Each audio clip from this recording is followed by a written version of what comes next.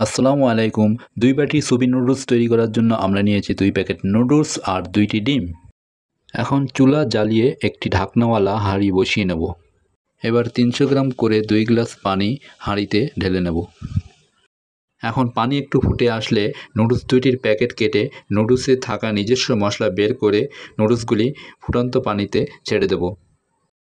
এরপর একটু নাড়াচাড়া দিয়ে নুডলসে থাকা ২ প্যাকেট মশলা প্যাকেট কেটে নুডলসের ভিতর দিয়ে দিব এবং বাড়তি হাফ টিস্পুন লবণ একটু বেশি দেব, কারণ নুডলসটি স্যুপে তৈরি করার জন্য পানি একটু বেশি দেওয়া লেগেছে।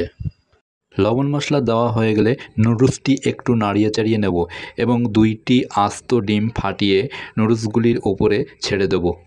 এবার ঢাকনা লাগিয়ে ৪ মিনিটের জন্য ফুটিয়ে নেব। ৪ মিনিট পরে আমরা ঢাকনা খুলে দেখব সুপি নুডলস তৈরি একদম কমপ্লিট।